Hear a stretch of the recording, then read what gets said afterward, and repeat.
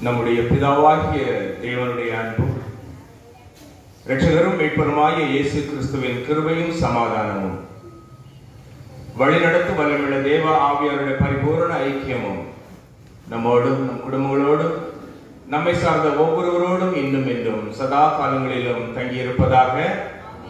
ஆமென். சகல துதி கனம் மகிமை அன்பர் இயேசுவுக்கே ஆகட்டும். ஆமென். ஆமென். ஹல்லேலூயா. ஹல்லேலூயா. ஆமென். இன்று இரண்டாவது நற்செய்தி பெருவிழாவுக்கு வந்திருக்கிற உங்கள் அனைவரையும் கிறிஸ்து இயேசு நாமத்தில் வாழ்த்துதல்களையும் வணக்கங்களையும் தெரிவித்துக் கொள்கிறேன். இயேசுவில் அன்புமிக்க என் சகோதர சகோதரிகளே, நேற்றைய தினம் நாம் பார்த்தோம், நமது உடலாகிய இந்த ஆலயத்தை கட்டி எழுப்ப நாம் என்னென்ன செய்ய வேண்டும் என்று நாம் தியானித்தோம். தூய ஆவியான தெய்வம் நமக்கு கற்றுத்தந்த அனைத்தும் உங்களுக்கு நினைவிருக்கும் என கிறிஸ்து இயேசுவுக்குள் நம்புகிறேன். இன்றைய தினமும் அதை தொடர்ந்த தியானம்தான்.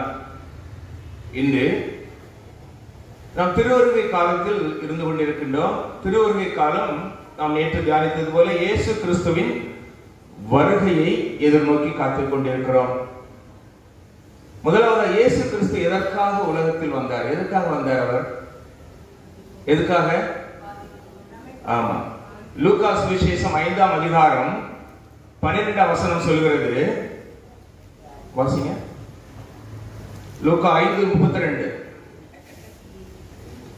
பாவிகளை மனமாற அழைக்கவே நான் வந்தேன். பாவிகளை மனமாற அழைக்கவே நான் வந்தேன். நம்ம எல்லாம் மனம் மாற்ற வேண்டும் என்று வந்தார். எதற்காக மனம் மாற்ற வேண்டும்? பரிசுத்தமாக படைக்கப்பட்ட அந்த உடல், அதற்குள்ளாக வாசம் செய்யும் பரிசுத்தமான ஆத்மா, இவை இரண்டும் பரிசுத்தமாக இருக்கையில் நம்மை மனம் மாற்ற ஏன் அவர் வர வேண்டும்?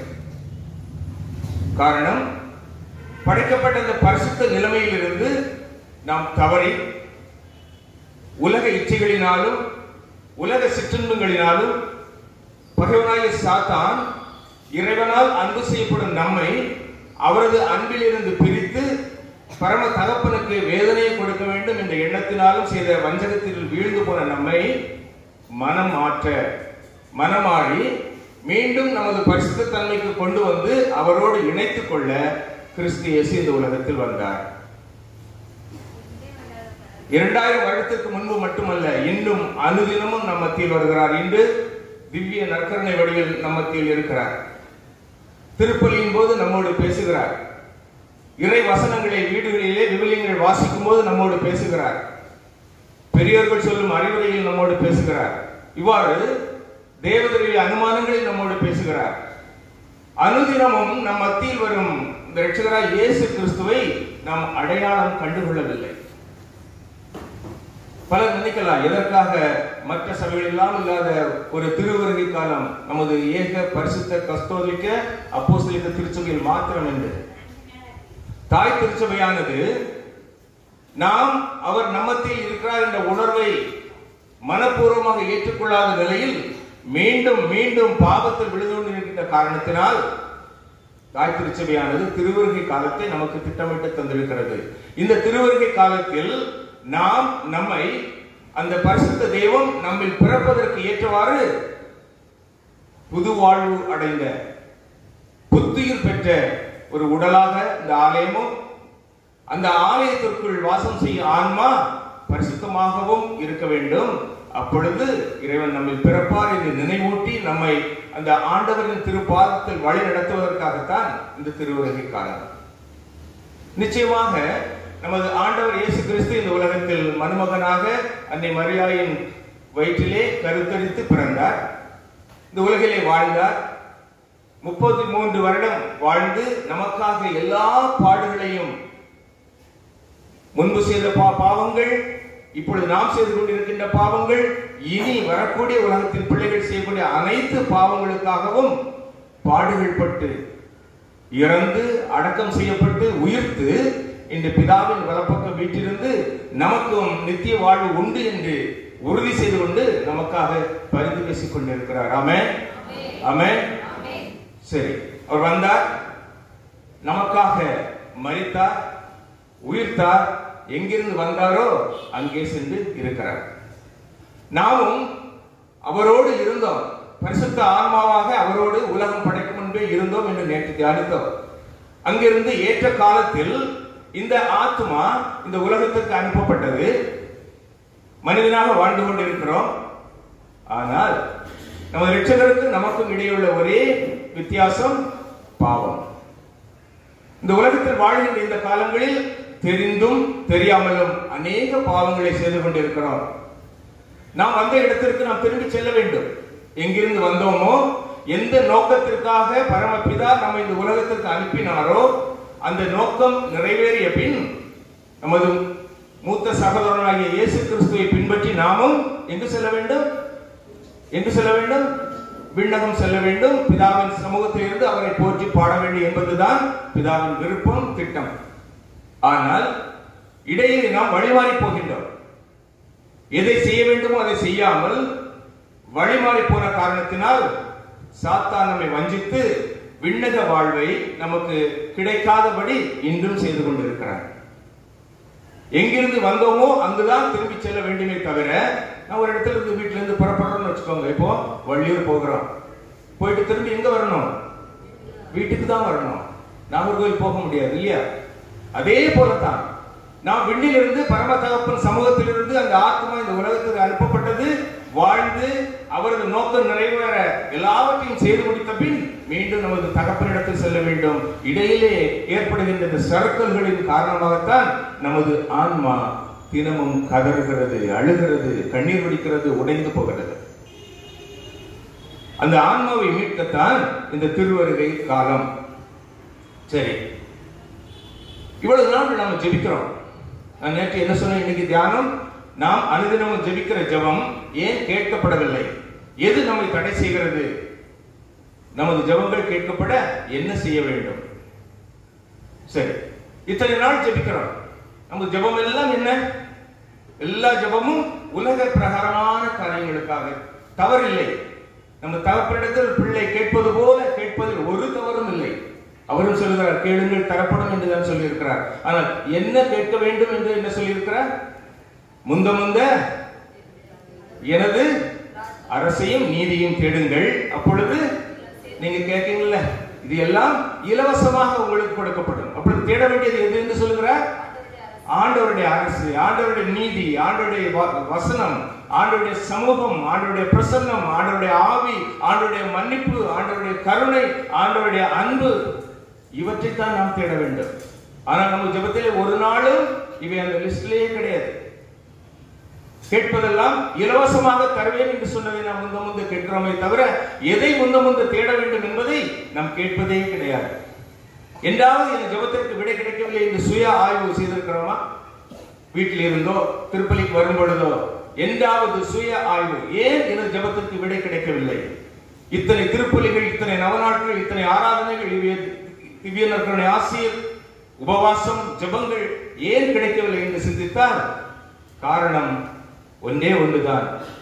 3 யோவான் 1ஆம் அதிகாரம் 2ஆம் வசனம் சொல்கிறது, அன்புக்குரியவரே, நீர் ஆன்ம நலத்தோடு இருப்பது போல் உடல் நலத்தோடு இருக்கவும் அனைத்தும் இனிதே நிகழவும் வேண்டுகிறேன். ஆமா, அவர் சொல்கிறார், உனக்கு எல்லா ஆசீரும் இலவசம் தான். ஆண்டவர் எல்லா ஆசீரையும் நான் உனக்கு இலவசமாக தருகிறேன். ஆனா இந்த வசனத்துல ஒரு இன்டைரக்ட் டிமாண்ட் இருக்குல்ல. பாவ மன்னிப்பு இலவசமா, விலை கொடுத்து வாங்குறமா? இலவசம். ஆனால் அதுல ஒரு டிமாண்ட் வச்சிருக்கிறாரு. என்ன வச்சிருக்கிறாரு? நீ பிறர் குற்றங்களை மன்னிப்பது போல் உன் குற்றங்களையும் என் குற்றம் மன்னிக்கப்படும். இறைவன் இலவசமாக மன்னிக்கிறவர். ஆனால் அதற்கு ஒரு தேவை இருக்கிறது. என்ன தேவை? நாம் பிறர் குற்றங்களை மன்னிக்க வேண்டும்.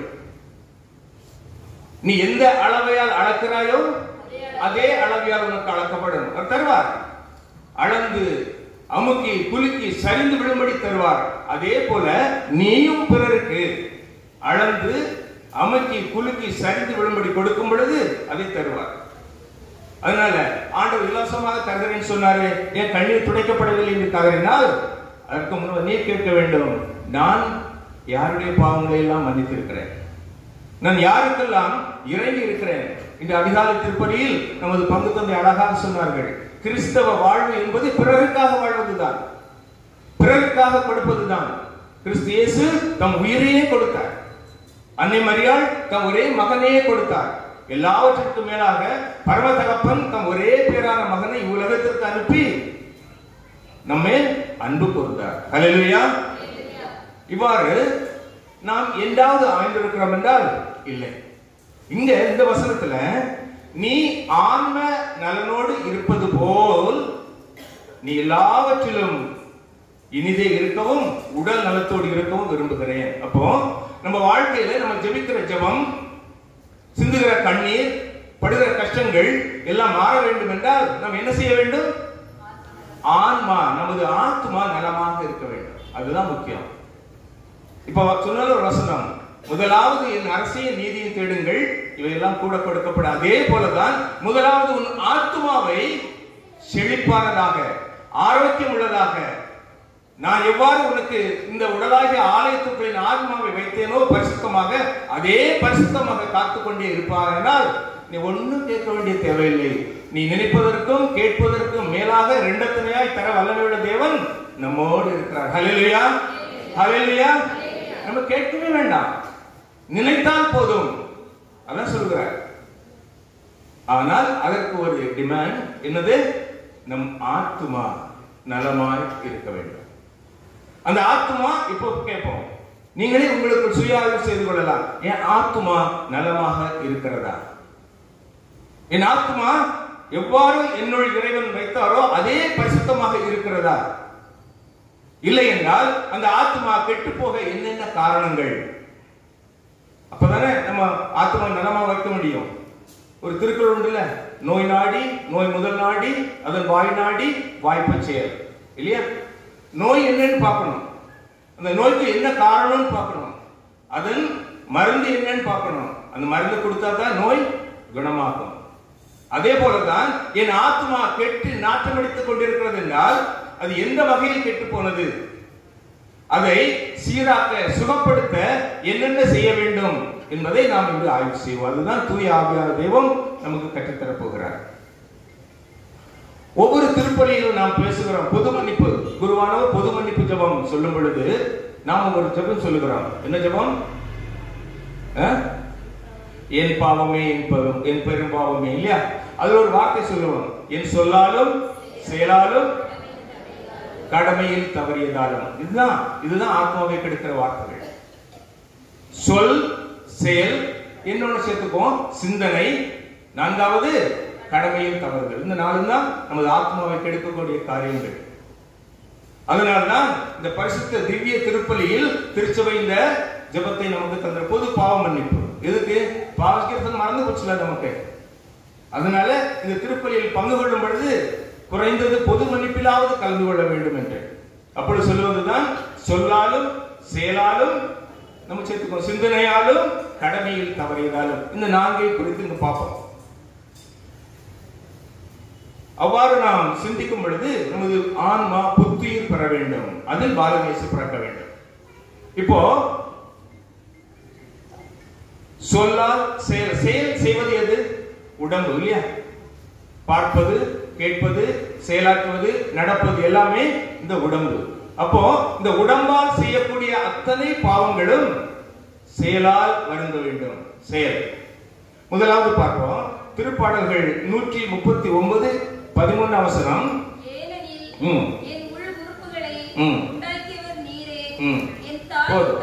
என் தாயின் கருவில் நீரே. இந்த உடல் யார் உருவாக்கியது? கடவுள். தாயின் கருவிலே உரு தந்தவர் நீர், உருவாக்கியவர் நீர், இப்பொழுது வாழ்விப்பவர் நீர், வழிநடத்தி கொண்டிருப்பவர் நீர், போஷிப்பவர் நீர், தங்க செய்பவர் நீர், எழச் செய்பவர் நீர், சுவாசிக்க செய்பவர் நீர், உடுத்த செய்பவர் நீர், எல்லாம் அவர் செயல். அப்படியானால் இந்த உடல் யாருக்காக இருக்க வேண்டும்? இந்த உடல் யாருக்காக வேலை செய்ய வேண்டும்? இந்த உடல் அந்த உரிமையாளருக்காக பணி செய்ய வேண்டுமே தவிர பகைவனுக்காக அல்ல. நீங்க ஒரு வீட்டுல ஒரு வேலைக்காரன் வச்சிருக்கீங்கன்னு வச்சுக்கோங்க, மாச சம்பளம் கொடுக்குறீங்க. அவன் இன்னொரு வீட்டுல வேலை செய்தா நீங்க மாச சம்பளம் கொடுப்பீங்களா? கொடுக்க மாட்டோம். Same thing, nothing is different. அதேதான். கிறிஸ்து இயேசு தனது இன்னுயிரை தந்து நம்மை இழந்து போன நம்மை தகப்பனின் விருப்பத்தின்படி மீட்டெடுத்தார். மீண்டும் உடைந்து போனோம் இந்த உடலை மீண்டும் அவர் உடலால் இரத்தத்தால் எல்லாம் மீட்டெடுத்தார். இந்த உடல் யாருக்கு சொந்தம்? கடவுளுக்கு. உருவாக்கியவர் அவர், உரு தந்தவர் அவர். இழந்து போனோம். மீண்டும் நம்மை கொண்ட மாறாத அன்பினால் தம் திருக்குமாரனை அனுப்பி அவரையும் நமக்காக வதைப்பட செய்தார். அதோடு சேர்ந்து அன்னை மரியாளும் வதைப்பட்டார்.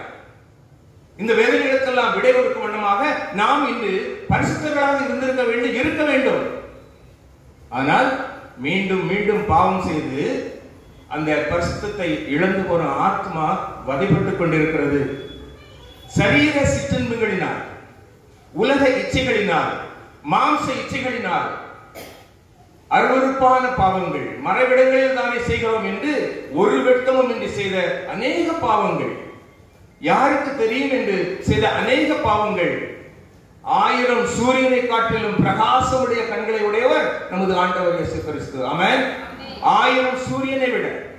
எனவே நாம் தெரிந்தோ தெரியாமலோ மறைவிடங்களில் செய்த சரீர சிற்றின்பங்களினால், சரீர இச்சைகளினால் செய்த இந்த உடலால் செய்த அனைத்து பாவங்களும் நமக்கு முன்பாக நின்று கொண்டு நமது ஆன்மாவை நாரடித்துக் கொண்டிருக்கிறது, கொண்டு கொண்டிருக்கிறது, செத்துக் கொண்டிருக்கிறது நமது ஆத்மா. நாம் செய்த எல்லா பாவங்களும் வெளியே இருந்து வருபவை. ஆனால் 1 கொரிந்தியர் 6:18 என்ன சொல்கிறது? எனவே பரத்தமையை விட்டு விலகுங்கள். மனிதர் செய்யும் எந்த பாவமும் உடலுக்கு புறம்பானது. ஆனால் பரத்தமையில் ஈடுபடுவோர் தம் சொந்த உடலுக்கு எதிராகவே பாவம் செய்கின்றனர். வேத வசனம் எவ்வளவு தெளிவாக சொல்கிறது. வாசிப்பதில்லை, தியானிப்பதில்லை, அதற்கு சமயமும் இல்லை. பாவம் நம்மளை மேற்கொண்டு இருக்கிறது. கண்கள் மூடப்பட்டு இருக்கிறது, செவிகள் அடைந்து போயிட்டு நமக்கு. வேதம் சொல்லுகிறது, நீ செய்த எல்லா பாவமும் வெளியே இருந்து வருபவை. ஆனால் நீ பரத்தமையில் ஈடுபட்டால் நீ உன் சொந்த உடலையே பாவத்திற்குள்ளாக்குகிறாய். அதற்கு உனக்கு உரிமை இல்லை. காரணம், செய்த பாவத்திற்கு அனைத்திற்கும் சுக்கு நூறாக கிழிக்கப்பட்டு உடைக்கப்பட்டு 3 ஆண்டுகள் தொங்கி தன் சரீரத்தை பலியாக கொடுத்த இறைவன் மீட்டுக் கொண்ட இந்த உடலை பாவத்திற்கு ஒப்புக் கொடுக்க உனக்கும் எனக்கும் எந்த நியாயமும் இல்லை. ஆன்மா செத்து போய்விட்டது. இறைவன் இங்கிருந்து கதறுகிறார், உன்னையும் என்னையும் பார்த்து, மகனே மகளே, உனக்காகத்தானே நான் பாடுபட்டேன், உனக்காகத்தானே என் உடலை குறுக்கி சுருக்கி இந்த அப்பத்தின் வடிவில் உட்கார்ந்து உன்னை பார்த்து கொண்டிருக்கிறேன். ஏன் நான் உனக்கு என்ன துரோகம் பண்ணேன்னு கேட்டா என்ன பதில் சொல்லுவான்? அந்த தேவன் மீண்டும் மீண்டும் நமக்கு இறங்குகிறார். ஆனால் நம்மளதோ அவர் இரக்கத்திற்கும் அன்பிற்கும் கொஞ்சம் கூட அசைந்து போவதில்லை. பாவத்தை விட்டு விலகி ஓட மனம் வரமாட்டேன் என்கிறது. வாசியுங்கள், தொடக்க நூல் 39ஆம் அதிகாரம் 12ஆம் வசனத்தில் ஒரு இளைஞனுக்கு பாவம் செய்ய சகல சந்தர்ப்பமும் கைகூடி வருகிறது. சகல சந்தர்ப்பம். ஆனால் அவன் என்ன செய்கிறான் பாருங்கள். அவள் யோசேப்பின் மேலாடையை பற்றி இழுத்து என்னோடு படு என்றாள். உடனே அவர் வெளியே தப்பி ஓடினான். ஹல்லேலூயா, ஹல்லேலூயா. யோசேப்பு யூத இளைஞன், அழகான இளைஞன், தன் சகோதரர்களால் புறந்தள்ளப்பட்டு கிணற்றுக்குள்ளே தள்ளப்பட்டான். வழியில் இருந்த வியாபாரிகள் அவனை கிணற்றில் எடுத்து ஏத்திலே கொண்டு சேர்த்தார்கள். இறைவன் அவன் மீது கொண்டிருந்த அன்பினால் அவன் பரிசுத்தத்தை பார்த்து அந்த எகிப்திற்கு அதிபதியாக்குகிறார். போத்திபாரின் அரண்மனையிலே வேலை செய்கிறார். அங்கே போத்திபாரின் மனைவி அவன் மேல் மோகம் கொள்ளுகிறாள். அவனை சந்தர்ப்பம் பார்த்து அழைத்து அவளது அறையிலே வைத்து இந்த தகாத செயலை செய்கிறார். அப்பொழுது யோசேப்பின் அந்த இளைஞன் என்ன சொல்கிறான்? அடுத்த வசனத்தை பார்த்தீங்கன்னா, என் இறைவனுக்கு எதிராக, என் ஆண்டவனுக்கு எதிராக இந்த தீச்செயலை செய்ய மாட்டேன் என்று அவன் ஆடையை உருவி தள்ளிவிட்டு ஓடி விடுகிறான். சகோதரனே, சகோதரியே, இந்த சாத்தான் இன்னும் உனக்கு எல்லா பாவங்களையும் செய்வதற்கு சாதகமாக, பாதுகாப்பாக எல்லாவற்றையும் உருவாக்கி தருவான். யாருக்கும் தெரியாதபடி உருவாக்கி தருவான். ஆனால் எச்சரிக்கையாயிரு, அவன் விழத்தாட்டி விட்டு ஓடி போய் விடுவான். இறைவன் உனக்காக கண்ணீர் சிந்துவார். ஆமென், ஆமென். எனவே சரீர சிற்றின்பங்களினால் விழுந்து போகிற சகோதரனே, சகோதரியே, எந்த உறவு இன்று உன்னை வீணடித்துக் கொண்டிருக்கிறதோ, எந்த உறவரோடு பேசாவிட்டால் எனக்கு தூக்கம் வராது என்று நினைக்கிறாயோ, அங்கிருந்து எனக்கு மெசேஜ் வரல தூக்கம் வராது என்று நினைக்கிறாயோ, அந்த உறவை இன்றே துண்டித்துக்கொள். இன்று இந்த நேரமே துண்டித்து விடு. தேவையில்லை. இறைவனோடு உள்ள உறவு போது நமக்கு. பிதா குமாரன் தூய ஆவியாக ஜீவனுள்ள தேவன் தருகின்ற உறவு, அன்பு, இரக்கம், மன்னிப்பு, பணிவு, கனிவு எல்லாம் போதும் நமக்கு. இந்த உலகத்திலே எதுவும் நிரந்தரம் இல்லை. சரீர இச்சையும் நம்மை விட்டு ஓடி போகும், வயதாகி போகும், தளர்ந்து போகும். அந்த காலத்திலே யாரிடம் கையெழுத்துவோம்? இந்த உலகம் கற்றுத்தரும் தீய நாட்டங்களிலிருந்து இன்றே உன்னை தத்தளித்துக் கொள், விலகி ஓடு. இரண்டாவது, ஏழைக்கு இறங்க வேண்டும், இந்த ஆன்மா சந்தோஷப்பட வேண்டும் என்று நாம் தியானித்துக் கொண்டிருக்கிறோம். லூக்கா சுவிசேஷம் 3ஆம் அதிகாரம் 10-11. நாங்கள் என்ன செய்ய வேண்டும் என்று கேட்டதற்கு இறைவன் சொல்லுகிற பதில். அதற்கு இயேசு மறுமொழியாக, இரண்டு அங்கிகளை உடையவர் இல்லாதவரோடு பகிர்ந்து கொள், உடைமை உடையவரும் உணவை உடையவரும் அவ்வாறே செய்ய வேண்டும். இதுதான் வாழ்க்கை நமக்கு. காலை திருப்பலிக்கு வந்தவர்களுக்கு தெரிகின்ற அருமையான ஒரு மறைவை தந்தை அவர்கள் தந்தது. ஏழைக்கு இறங்கு, 2 ஆடை உடையவர்கள் ஒன்றை ஏழைக்கு கொடு. அதே போலத்தான் உணவு. நம்ம எத்தனை பேர் ஒரே ட்ரெஸ்ல இருக்கோம்? வீட்டுல ஒரு ட்ரெஸ், எத்தனை ட்ரெஸ், எத்தனை ஷெல்ஃப். இன்றும் கிறிஸ்துமஸுக்கு வீட்டுல சண்டை போட்டுட்டு இருக்கோம். எனக்கு 2 ட்ரெஸ் வேணும், கிறிஸ்துமஸுக்கு ஒண்ணு வேணும், நியூ இயர்க்கு ஒண்ணு வேணும். ஏழைக்கு பழையதையாவது இந்த ஒவ்வொரு டிசம்பர் மாசமும் ஒரு உத்தியை வச்சுக்கோங்க, ஒரு தீர்மானம். நான் உடுத்து பழகி போன ஆடைகள் குறைந்து 5 நான் ஏழைகளுக்கு கொடுப்பேன் என்று. அது போதும். ஏழைகளுக்கு அதுதான் புதுசு. உணவு, எவ்வளவு உணவுகளை நாம் வீணடிக்கிறோம். அதில் கொஞ்சம் நம் வீட்டு அருகிலே இருக்கின்ற ஏழை, உணவையே ருசித்து சாப்பிடாத ஏழை இருப்பார், கொடுங்கள், ஆன்மா சந்தோஷப்படும். மனிதன் செத்து விட்டது, மனிதநேயம் போய்விட்டது. இறைவன் 3 நாட்களாக இறைவார்த்தையை பிரசங்கித்துக் கொண்டிருந்த பொழுது இந்த மக்கள் பசியாய் இருப்பார் என்று சொல்லி அந்த மீனையும் அப்பத்தையும் பலகு செய்து கொடுத்தார். மனிதநேயம் செத்து விட்டது. நேற்று நடந்த ஒரு சம்பவத்தை சொல்கிறேன். நேற்று இல்ல, முதல் நாள் வேலை முடித்துவிட்டு நான் வீட்டிற்கு செல்லும் பொழுது, நானும் சகோதரன் ஜெரியுமாக செல்லும் பொழுது திருவிருதை நடுநிலைப்பள்ளி ரோட்டில் ஒரு சகோதரி 40 வயது இருக்கும், விழுந்து கிடந்து கையும் காலும் இழுத்துக் கொண்டிருக்கிறது. அது பக்கத்துல அந்த படியில ஒரு 5 சகோதரிகள் இருக்காங்க. 3-4 சகோதரர் நின்றுவிட்டு அமர்ந்து பேசிக் கொண்டிருக்கிறார்கள். அங்கே அந்த ஆத்மா வதைப்பட்டுக் கொண்டு கிடந்தது. ஒரு ஆள் கூட எழும்பி என்னன்னு கேட்கல. நாங்க பைக்ல போய் நிற்கும் போது ஒரு மனுஷன் கையை பிடித்து நிற்கிறான். நாங்க போய் இறங்கி அந்த சகோதரி எடுத்து கையில வச்சுட்டு 108 ஆம்புலன்ஸ்க்கு போன் பண்ணி வர சொல்லி தண்ணிலாம் கொடுத்தோம். தண்ணி குடிக்கவே இல்லை அந்த சகோதரி. 108 ஆம்புலன்ஸ்ல அனுப்பி வச்சு என்ன ஆனாங்கன்னு தெரியாது. அந்த அளவுக்கு தான் நாம் நமது கிறிஸ்தவம் வாழ்ந்து கொண்டிருக்கிறது.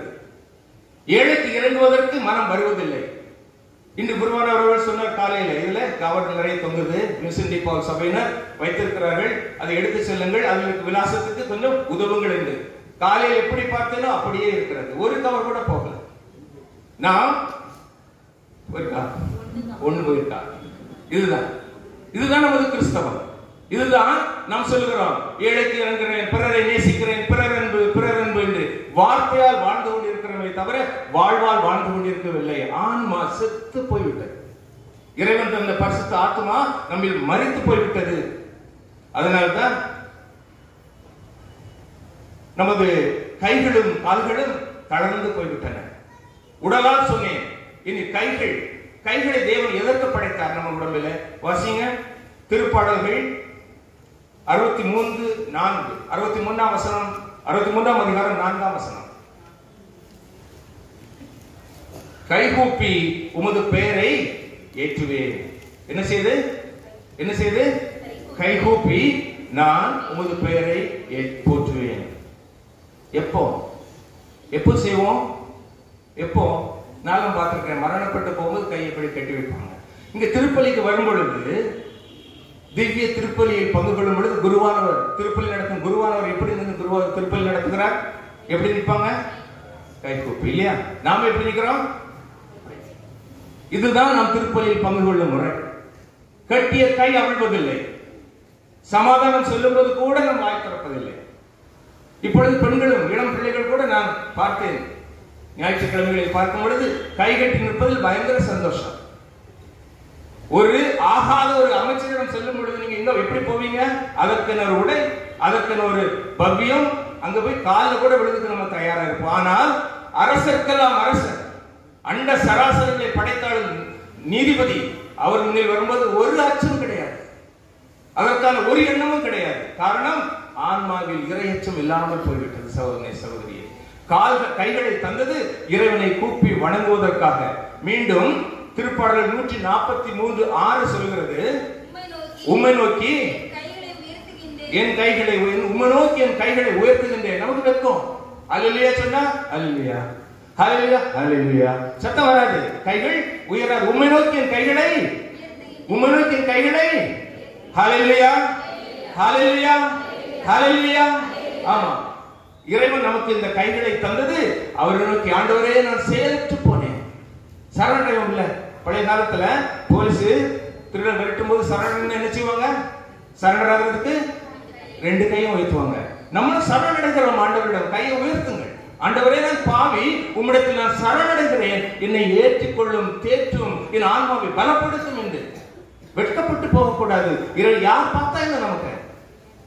யார் நமக்கு உணவு தருவது? யார் நமக்கு வாழ்வு தருவது? இந்த பரமன் அல்லவா? அவர் சமூகத்திலே இங்கு வந்து அவரை தாழ்ந்து பணிந்து வணங்குவதில் என்ன வெட்கம்? எலியா எப்படி ஜெபம் செய்தான் தெரியுமா? தன் முழங்கால்களுக்குள் தலையை வைத்துக் கொண்டு சுருண்டு இருந்து ஜெபம் செய்தான். மழை பெய்யட்டும் என்றால் பெய்தது, நிற்கட்டும் என்றால் நின்றது. அதுதான் ஜெபம். நமக்கு அழகா சேர் போட்டு தந்திருக்காங்க ஃபாதர்.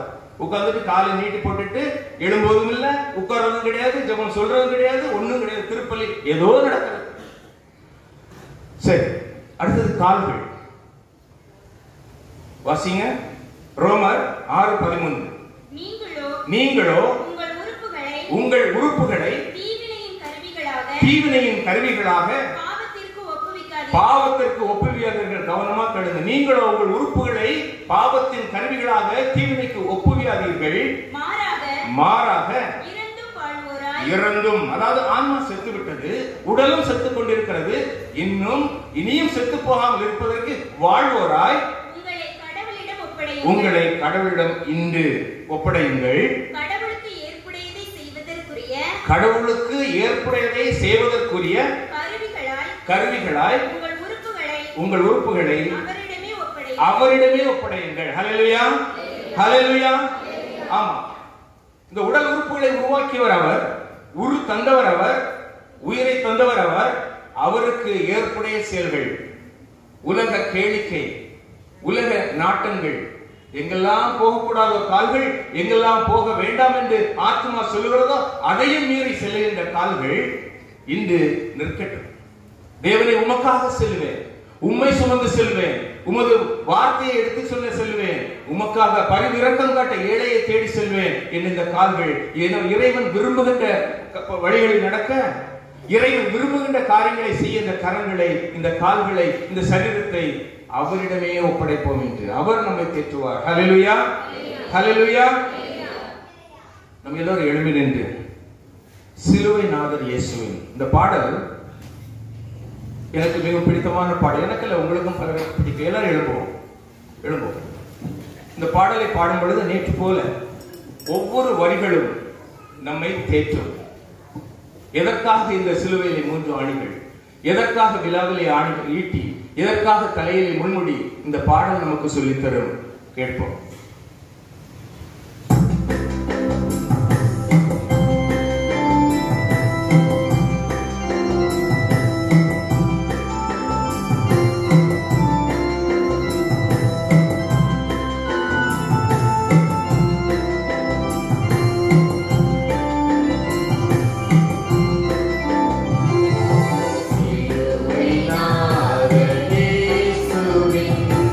பேரொளி வீசி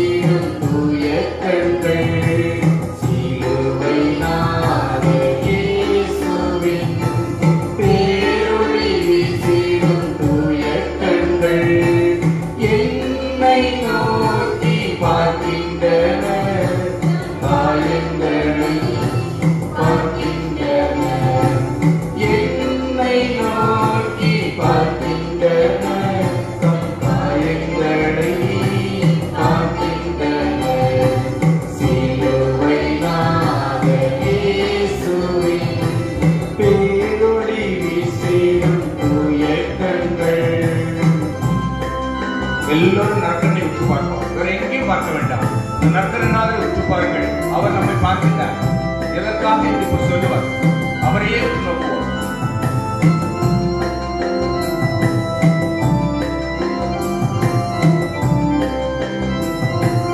எங்கையார் பாவங்கள் செய்திட்டார், தங்கையின் காயங்கள் பார்க்கின்றாரே.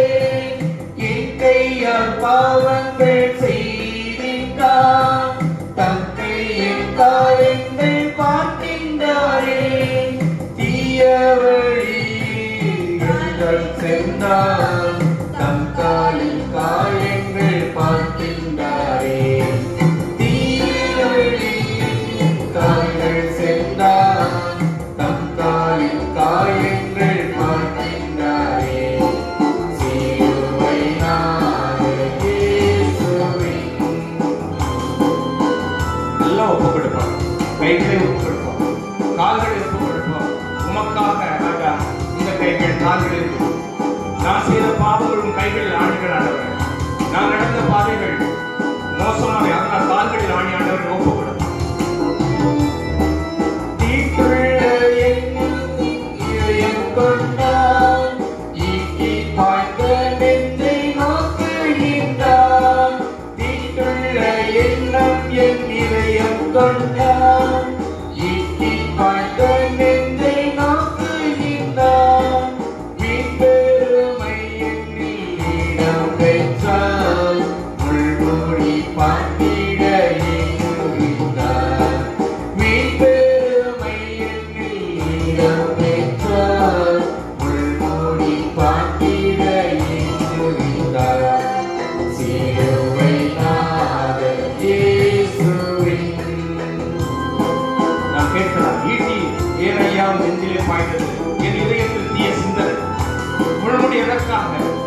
என் வீண் பெருமையின் தலையில ஏறி உட்கார்ந்து இருக்கிறது.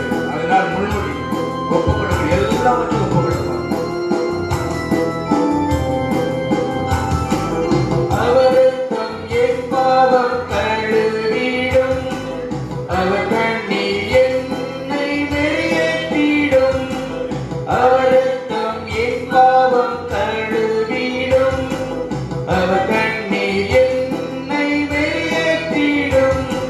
கலங்கரை விளக்காக ஒளி வீசுவே, கலங்குவோரை அவர் மண்ணை சேர்ப்பே. கலங்கரை விளக்காக ஒளி வீசுவே, கலங்குவோரை அவர் மண்ணை சேர்ப்பே. சிலுவை நாதன் இயேசுவின். இன்று நாம் ஒப்புக் கொடுத்து அவருடைய ஆசீர்வாதம் நிறைவு பெற்று கலங்கி போன ஆத்துமாக்களையும் அவர் மந்தையில் கொண்டு சேர்ப்பதால் நமது பணியாக வேண்டும் என்று ஒப்புக் கொடுக்கிறோம். திருநீரா பாவிக்காய் அழுகின்றார், வருந்திட பிள்ளைக்காய் கலங்குகின்றார்.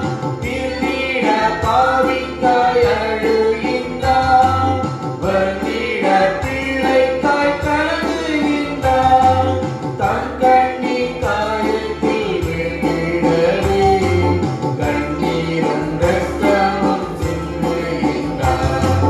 தன் கண்ணீர் காயத்தில் விழுந்திடவே, கண்ணீரும் இரத்தமும் சிந்துகின்றார்.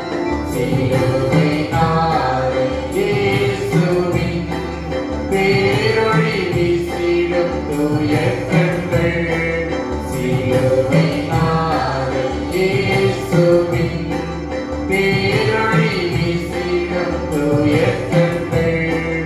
என்னை நோக்கி பார்க்கின்றன, காயங்களை பார்க்கின்றன.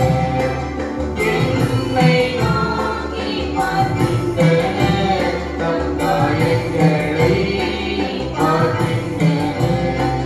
சிலுவை நாதன் இயேசுவின்.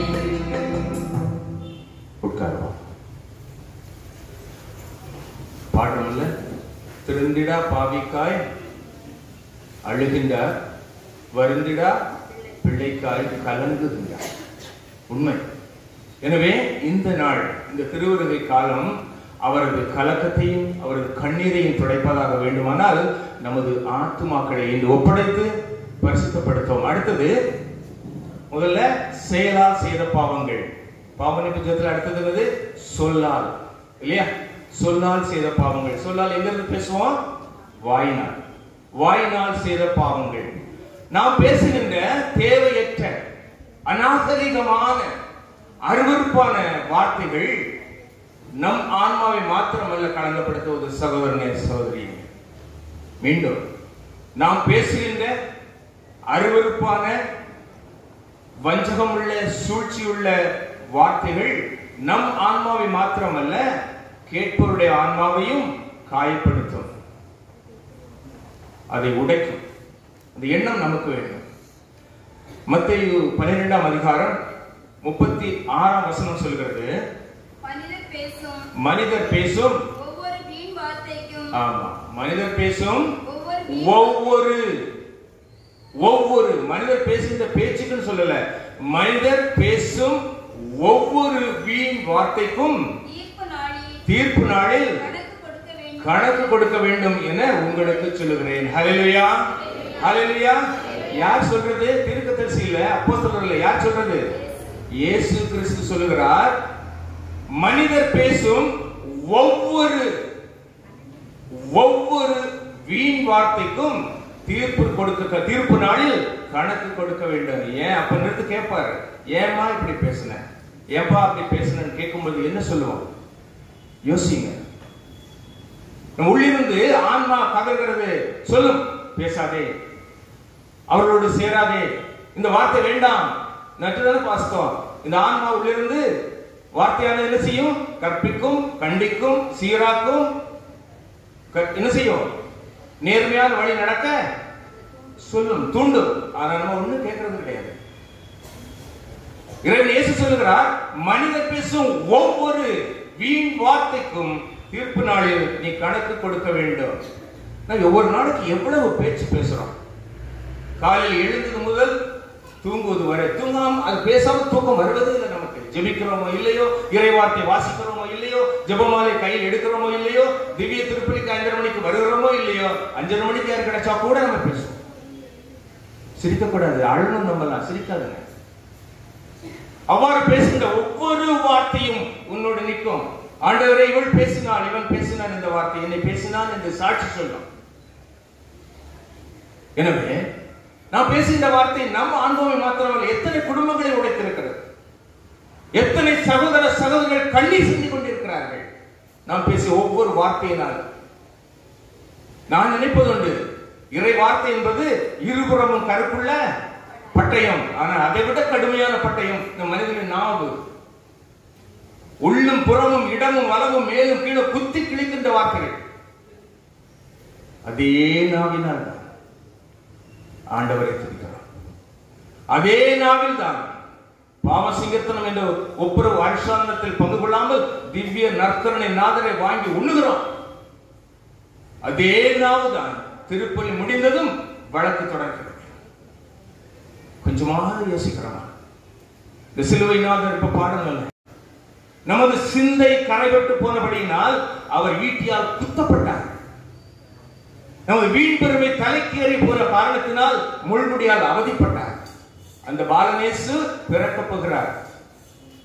எவ்வாறு அவர் நம்மை படைத்தார், எவ்வளவு பரிசுத்தமாக அவரை போல, அதான் அவர் சாயலாக நாம் படைக்கப்பட்டோம். தேவ சாயல் என்பது உருவமற்றது, ஆனால் பேசும். தேவ சாயல் உருவமற்றது, ஆனால் நம்மை தேற்றும். தேவ சாயல் உருவமற்றது, ஆனால் நமக்காக கண்ணீர் சிந்தும். அதுதான் ஆத்மா. அதனால் தான் அவர் சொன்னார், எனது சாயலாக, நமது சாயலாக மனிதர்களை படைப்போம் என்று தொடக்க நூலில் பிதா குமாரன் தூய ஆவிய தெய்வம் முடிவு செய்து நம்மை படைத்தார்கள். எவ்வளவு பெரிய பாக்கியம்! ஆனால் நாம் செய்கின்றது எவ்வளவு அயோக்கியத்தனம்! சொல்லினார், உடைத்து குத்துகிறது, பேசுகிறது, புரணி. தயவு செய்து சகோதரனே, சகோதரியே, இன்று நாள் ரட்சிப்பின் நாள்.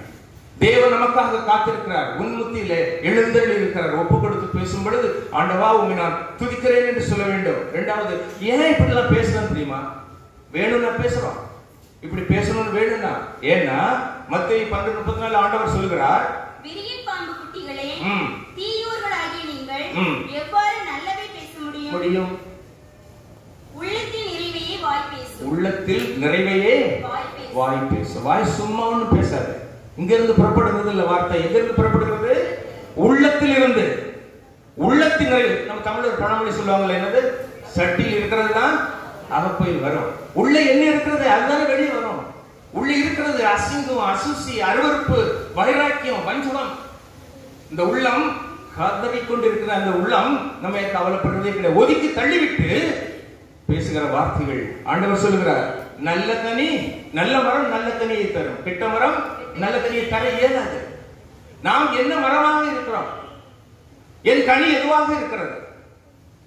சிலர் சொல்லுவாங்க, ஐயோ நான் பரிசுத்தமா இருக்கிறேன், நான் ஜெபம் செய்கிறேன். ஆனால் ஆண்டவர் சொல்லுகிறார் மத்தேயு 12:37, உங்கள் வார்த்தைகளை கொண்டே குற்றமற்றவர்களாக கருதப்படுவீர்கள், உங்கள் வார்த்தைகளை கொண்டு குற்றவாளிகளாகவும் ஆமா, கருதப்படுவீர்கள். அந்த தீர்ப்பு நாளிலே நமது வார்த்தைகளை கொண்டுதான் நீ நல்லவன் நீ கெட்டவன் என்று தீர்மானிக்கப்படும் என்று இறைவன் சொல்லுகிறார். ஏசப்பா சொல்றாங்க, நீ பேசும் வார்த்தையினால் நீ நல்லவன் என்றும், நீ பேசுகின்ற அசுசியான வார்த்தைகளினால், தேவையற்ற வீண் பேச்சுகளினால் கெட்டவன் என்றும் தீர்மானிக்கப்படுவாய். இதுக்கு மேல என்ன சொல்றது? என்ன சொல்றது? ஆனால் இந்த பேசுகின்ற வாய்கள் எல்லாம் திருப்பலியில் வந்தால் ஒட்டிக்கொள்ளும். எங்கு வாய் திறக்க வேண்டுமோ திறப்பதில்லை, ஆமென் சொல்லுவதில்லை. விசுவாச பிரமாணம் நம்ம கோயில்கள்னு வச்சுக்கோங்க, விசுவாச பிரமாணம் செத்து போச்சு, தெரியாது. எனக்கு புது விசுவாச பிரமாணத்துக்கு வாயில வரலன்னு சொல்ல எத்தனை புக்கு படிக்கிறோம், ஒரு பிரிண்ட் எடுத்து வச்சுக்கோங்க. திருப்பலிக்கு ஒரு திருப்பலி புத்தகம் கிடைக்குது நம்ம கடையில, வாங்கி வச்சுக்கோங்க. அது பின்தொடருங்கள். 1 வாரம் 2 வாரம் 3 வாரம் 4 வாரம் தானாக மனப்பாடம் ஆகிக்கொள்ளும். திருச்சபை ஏன் இதெல்லாம் மாத்திடுச்சு? ஏன் நீ மாற மாட்டேங்கிற? ஏன் மாற மாட்டேங்கிற? திருச்சபையை ஏன் குறை கேட்கிறோம்? மாறிக்கொள். அங்கு வாய் திறப்பதில்லை. ஆனா திருப்பலி இருக்கும்போது மொபைல் வந்து வச்சுக்கோங்க, ஒரு கால் வந்துட்டு நம்ம மல்டி மில்லியன் பிசினஸ்ல பண்ணிட்டு இருக்கோம். அந்த ஒரு கால் அட்டென்ட் பண்ணா நம்ம கோடி பிசினஸ் போயிடும். அங்க இருந்து பேசுவாங்க. எத்தனை நாள் ஆட்களை பார்த்திருக்கிறேன், வேதனையோடு சொல்லுகிறேன். தந்தை பங்குகளோடு அநேக நேரம் பகிர்ந்திருக்கிறேன். திருப்பலி என்றால் என்ன? மொபைல் வந்து பேசுறோம், அதை கொடுத்துருங்க, இதை கொடுத்துருங்க, நற்கனை வாங்கிட்டு ஜெபிச்சுக்கிட்டு இருப்போம், பக்கத்துல இருந்து பேசிட்டு இருப்பாங்க. என்ன ஆகிட போறது? இந்த திருப்பலிக்கு வரவங்க மொபைலத்துக்கு கடாசிட்டு வாங்க, வேண்டாம். இறைவனோடு பேசுவோம், இறைவன் நம்மோடு பேசுவார். இந்த வாய் தேவையற்ற இடங்களில் தேவையற்றவற்றை பேசுவது, தேவையுள்ள இடங்களில் தேவையுள்ளதை பேசுவதே கிடையாது. அது மாத்திரமல்ல, திருப்பலியில் கூட பேசுவார். திருப்பலி முடிஞ்ச உடனே அநேக பேர் நான் பார்த்திருக்கிறேன், அமைதியில் கடவுளோடு பேசிக் கொண்டிருப்பார். நற்கனை வாங்கிவிட்டு முடிந்த பின் கடைசி பாடல் பாடிய பேர் அப்போ பின்னாடி இருந்து அங்கெல்லாம் பேசிட்டு இருப்பாங்க. பயங்கர சத்தம். எத்தனையோ நான் சொல்லியிருக்கேன், தயவு செய்து. பழைய காலத்துல எங்க பாட்டி சொல்லுவாங்க, நற்கனை வாங்கிவிட்டு வீடு செல்லுவதை பேசக்கூடாது, போயிட்டு திருச்சிலுவை முத்தம் செய்து தண்ணி குடிச்சிட்டு தான் பேசணும்னு சொல்லுவாங்க. அதுல பாரம்பரியங்கள் செத்து போச்சு. தயவு செய்து குறைந்தபட்சம் திருப்பலியில் வரும்பொழுது பேசாம இருங்க. நற்கனை வாங்கி வீடு செல்லும் பொழுது ரோட்ல போய் பேசிட்டு போங்க. இங்க ஜெபிக்கிறவர்களை தடை செய்ய சஞ்சலப்படுத்தாதீர்கள். தயவு செய்து கரம் கொடுத்து கேட்கிறேன். இரண்டாவது, திருப்பலினா என்னன்னு கொஞ்சமா சொல்ல விரும்புறேன். திருப்பலினா என்னங்க? திருப்பலி என்னமா? திருப்பலி சொல்லுங்க. திருப்பலினா என்னது?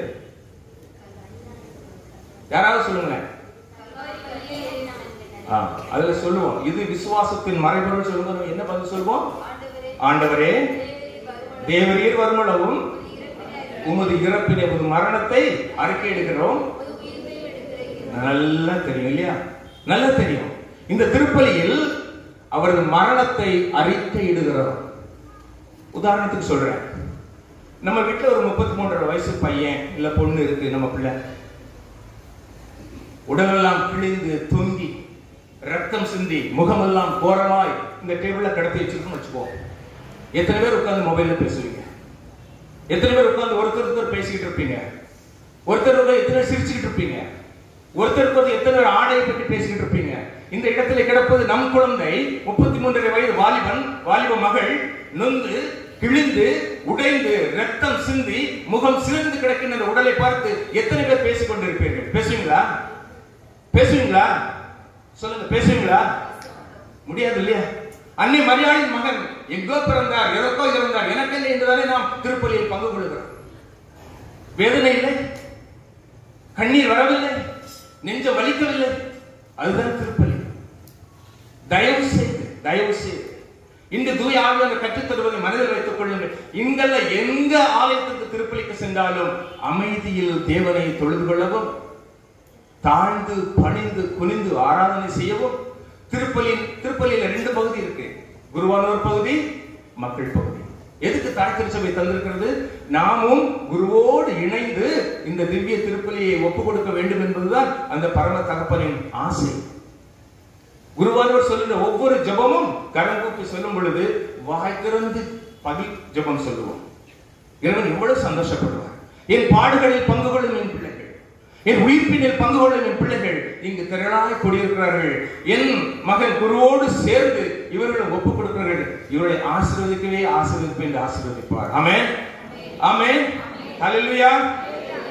எனவே நான் ஒரு நாள் பார்க்கிறேன், சேர் சண்டை ஜெபமாலை நடந்துட்டு இருக்கிறது. 2 சகோதரர்கள் ஒரு சேருக்கு சண்டை. எவ்வளவோ சேர் கிடக்கு, எடுத்து போட்டு அமைதியில் உட்காரலாம்ல. இதெல்லாம் ஏன் சொல்கிறேன்? நான் பிரசங்கியாகவோ ஒரு பரிசுத்தவானாகவோ இல்லை, உங்களில் ஒரு சகோதரனாக, உங்களோடு உள்ள உன் குடும்பத்தில் ஒரு மூத்த சகோதரனாக எண்ணிக்கொள்ளுங்கள். எனக்கு சொல்ல உரிமை இருக்கிறது, இந்த உரிமையை சொல்கிறேன். இதுதான் திருப்பலி. இந்த திவ்ய திருப்பலியில் குருவானோடு சேர்ந்து இப்படிதான் நான் பங்கு கொள்ள வேண்டும். என்னன்னு சொன்னால சிலர் பக்தி வைராக்கியமா இருப்பாங்க, ஆராதனை கூட்டங்கள் கைதட்டி ஆர்ப்பரிப்பாங்க, எங்க போனாலும் பேசவா ஏசப்பா சொல்லுவாங்க. அவங்க பாருங்க, யாக்கோபு 1:26 யாக்கோபு என்ன சொல்லுகிறார்? தாம் சமயப்பற்றுடையோராய் எண்ணிக்கொண்டிருக்க பற்றுலாம் கிடையாது, அவங்க எண்ணம் தான் அது. வேதம் தெளிவாக சொல்கிறது, சமயப்பற்றுடையோராய் எண்ணிக்கொண்டிருப்பவர்கள் தம் நாவை அடக்காமல் இருப்பார்களே என்றால் அவர்களையே ஏமாற்றிக் கொள்வர். யூஸ்லெஸ், பயனற்ற. சொல்லுவாங்க, அந்த ஜபக்கூட்டத்துக்கு போன பிரதர், இந்த ஜபத்துக்கு போன சகோதரி, என்ன ஜபம், என்ன பிரசங்கம், என்ன துதி ஆராதனை, அந்த வாயை ஒரு நேரமும் மூடாது. சேட்டர் பாக்ஸ். இப்பேற்பட்டவருடைய வெளி வேஷத்தை கண்டு நீங்கள் கவரப்பட்டு போய்விடாதீர்கள். இவருடைய இப்பேற்பட்ட சமயப்பற்று பயனற்றது. தேவன் படைத்த வாய், நாவு எல்லாம் அவர் துதியை சொல்ல வேண்டும். அவ்வாறு நாம் அவசியமற்ற வார்த்தைகளை பேசுவதனால் நமது ஆன்மா செத்து போய் கிடக்கிறது. அடுத்தது, கண்ணினால் வதைபடும் ஆன்மா. கண், இதை கொஞ்சம் கவனமா கவனிப்போம். விரும்புகிறீர்களோ விரும்பவில்லையோ தூய ஆவியார் பேசுவதை கேட்போம். உங்கள் விருப்பம் எதுவோ அது நடக்கட்டும். கண்ணினால் வதைபடுகின்ற ஆன்மா. இந்த கண்கள் தான் எல்லா பாவங்களுக்கும் வேறாக இருக்கிறது. நான் நேற்று பார்த்தோம்ல, இந்த உடலாகிய ஆலயத்திற்கு வாசல் எது? கண்கள். இந்த கண்ணின் வழியாக உள் செல்லுகின்ற காட்சிகள், நாம் உட்கிரகிக்கும் எந்த காரியங்களும் நமது ஆன்மாவை கெடுத்து போடுகிறது. கெட்ட காரியங்கள். தொடக்க நூல் 3:6 வாசிங்க. தொடக்க நூல் 3:6. அந்த மரம் உண்பதற்கு சுவையானதாகவும், கவனமா கேளுங்க, எடுத்தீங்களா? வாசிங்க. அந்த மரம் உண்பதற்கு சுவையானதாகவும் கண்களுக்கு களிப்பூட்டுவதாகவும் அறிவு பெறுவதற்கு விரும்பத்தக்கதாகவும் இருந்ததை கண்டு அதை தொடல, சாப்பிட்டு பார்க்கல, இந்த மரத்துக்கு பக்கத்துல கூட போகல. அது என்னெல்லாம் கண்டுபிடிச்சிட்டு உண்பதற்கு இனிமையாக இருக்கும் கண்டு. அடுத்தது, கண்களுக்கு களிப்பூட்டுவதாக இருக்கும். அடுத்தது, கண் பார்வையிலேயே இது அறிவையும் தரும் என்று ஏவாள் கண்டுபிடித்து விட்டாள். எதனால? கண்ணினார். வாசிங்க. அந்த பழத்தை பறித்து உண்டாள், அதை தன்னுடன் இருந்த தன் கணவனுக்கும் கொடுத்தாள். நீ வாடா என் கூட, அவனுக்கும் கொடுத்துட்டான், அவனும் உண்டான். எப்படி? சாத்தான் பாருங்க, கண்கள். இதுதான் இந்த உலகத்தில் இதே ஃபார்முலா தான் இன்னைக்கும் சாத்தான் நம்மகிட்ட பண்ணிட்டு இருக்கு. இதே ஃபார்முலா. கண்களின் வழியாக ஏவாள் பார்க்கத்தான் செய்தான். அறிவு தரும், களிப்பூட்டு, ருசியா இருக்கும், எல்லாம் மனசுல வந்துச்சு. பரிசு சாப்பிட்ட ஆண்டவர் கட்டளையை மீறி நம்ம எல்லாம் விளக்கட்டு போயிட்டாங்க அம்மாவும் அப்பாவும். அன்னைக்கு அவங்க சாப்பிடல, இன்னைக்கு நம்ம நல்லா இருந்திருப்போம் இல்ல? இல்ல, நம்ம அதை மாதிரி 10 படம் சாப்பிட்டுருப்போம் இப்ப கிடைச்சதுன்னா. ஆமா, அந்த பாவத்தில் விழுந்தது காரணம் கண். அதன் மூலம் விரட்டப்பட்டது அந்த சந்தோஷமான ஏதேன் தோட்டத்தில் இருந்து. நாமும் கண்களினால் செய்யக்கூடிய அனைத்து பாவங்களும் இறைவனின் சமூகத்தில் இருந்து நம்மை விரட்டிவிடும். உண்மையிலே விரட்டிவிடும். இறைவன் சொல்கிறார், வேதம் சொல்கிறது. யாக்கோபு 1:14-15 பாருங்கள். இல்லன்னா மத்திய இருந்து வாசிங்க. கண்ணு என்ன செய்யணும்? இப்படிப்பட்ட கண்கள் நமக்கு தேவையில்லைன்னு ஆண்டவர் சொல்றார். 18:9. உங்கள் கண்கள் ஆமா உங்கள் பாவத்தில் விழச் செய்தால் அதை பிடுங்கி எறிந்து விடுங்கள். யார் சொல்றா? ஏசப்பா சொல்றாரு. அப்படிலாம் செய்தா நமக்கு ஒருத்தருக்கும் கண்ணு இருக்கு, அந்த தடவிட்டு தான் இருப்போம் இல்லையா? 2 கண்ணு போதாது. உடம்பு ஃபுல்லா கண்ணா இருந்தாலும் டெய்லி 10 கண்ணு பிடிக்க எறிய வேண்டியது. சிரிப்பதற்காக அல்ல சகோதரனே, கண்களின் இச்சை அதை என்னவெல்லாம் பாடுபடுத்துகிறது என்று பாருங்கள். யாக்கோபு 1:14-15.